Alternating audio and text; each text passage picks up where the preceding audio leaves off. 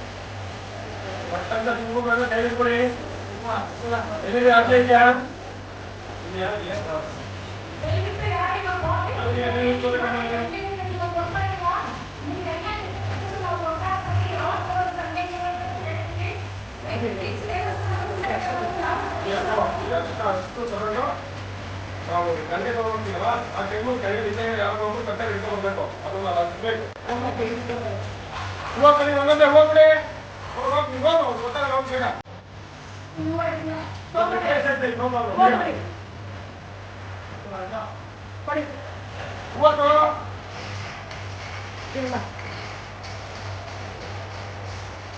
ಶಾಮಕ್ಕೆ ಮಂದೆ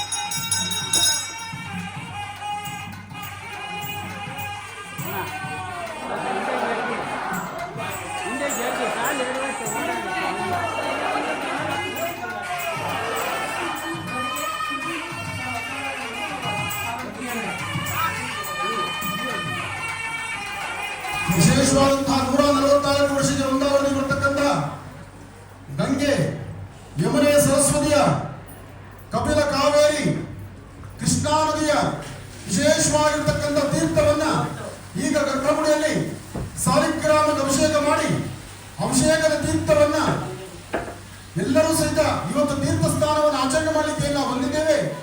ನಮ್ಮೆಲ್ಲರ ಸಮ್ಮುಖದಲ್ಲಿ ಅಲ್ಲಿ ಶಿವನಿಗೆ ಅಭಿಷೇಕ ಆಗುತ್ತೆ.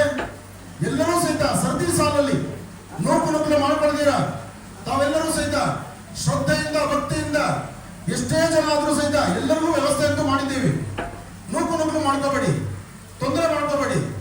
ಆದಷ್ಟು ಸಮಾಧಾನವಾಗಿದ್ದು ಆ ಅದ್ಭುತವಾದಂತಹ ಗಳಿಗೆಯನ್ನ ನಿಮ್ಮದಾಗಿಸ್ಕೊಡಿ. ಒಳ್ಳೆಯದಾಗಲಿ. ಈಗ ತಾವು ಸಾಲಿಗ್ರಾಮಕ್ಕೆ ನಡೆದಂತಹ ವಿಶೇಷವಾಗಿರ್ತಕ್ಕಂಥ ಅಭಿಷೇಕವನ್ನು ದರ್ಶನ ಮಾಡ್ಕೊಂಡಿದ್ದೀರಿ. ತಾಯಿ ಮಹಾಲಕ್ಷ್ಮಿಗೆ ನಡೆದಂತಹ ಅಭಿಷೇಕ ಆಯಿತು.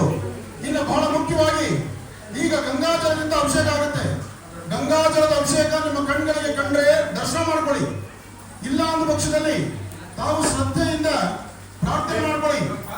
ಶಂಕರರು ಜಗದ್ಗುರುಗಳಾದಂತಹ ಶಂಕರಾಚಾರ್ಯರು ಒಂದು ಮಾತಾಡಿದ್ದಾರೆ. ಮಾನಸ ಪೂಜೆ ಎಂಬತಕ್ಕಂಥದ್ದಿದೆ. ಇಲ್ಲಿ ಗರ್ಭಗುಡಿಯಲ್ಲಿ ವಿರಾಜಮಾನಲಾಗಿರ್ತಕ್ಕಂಥ ತಾಯಿ ಮಹಾಲಕ್ಷ್ಮಿಗೆ ನೀವೇ ಸ್ವತಃ ನಿಮ್ಮ ಕೈಯಿಂದ ಗಂಗಾಜಲವನ್ನು ಅಭಿಷೇಕ ಮಾಡ್ತಿದ್ದೀವಿ ಎಂಬತಕ್ಕಂಥ ಮನಸ್ಸು ನಿಮ್ಮದಾಗಬೇಕು. ಹಾಗೆ ನಿಮಗೆ ಆ ಮನಸ್ಸು ಬರಬೇಕಾದ್ರೆ ಮೊದಲು ನಿಮ್ಮ ಉಂಗುರದ ಬೆರಳು ಮತ್ತು ಹೆಬ್ಬೆರಳಿನ ಒಂದು ಕಡೆ ಸೇರಿಸಿ. ಉಂಗುರದ ಬೆರಳು ಹೆಬ್ಬೆರಳು ಒಂದು ಕಡೆ ಸೇರಿಸಿ. ಉಂಗುರದ ಬೆರಳು ಹೆಬ್ಬೆರಳು ಒಂದು ಕಡೆ ಸೇರಿಸಿ.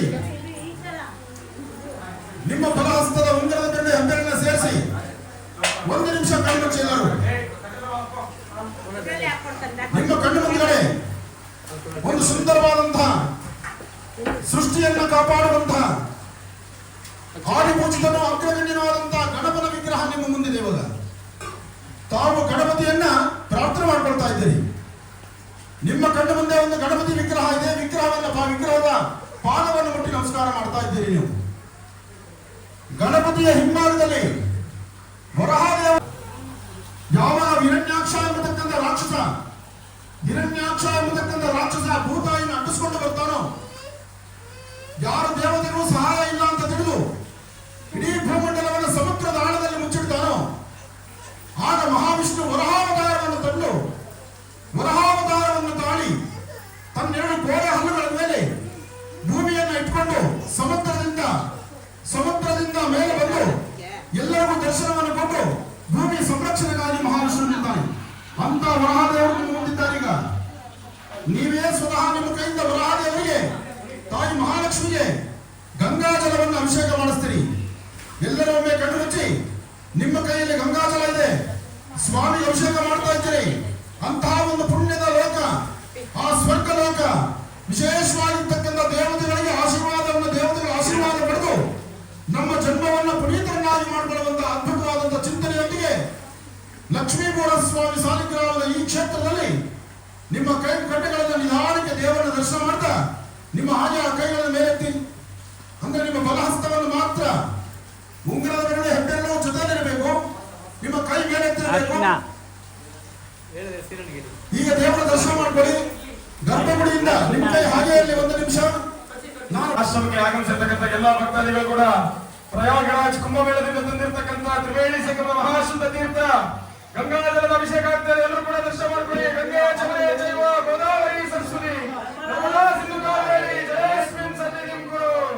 ನಮಸ್ತೆ ಅಸ್ತು ಮಹಾಮಾಯೇ ಶ್ರೀಲಿಂಗೇ ಸುರಭೂಮಿದೆ ಶಂಕರ ಕರಗದ ಹಸ್ತೆ ಮಹಾಲಕ್ಷ್ಮೀ ನಮೋಸ್ತುತೆ. ಆಪೋ ಹಿಷ್ಟಾಮಯ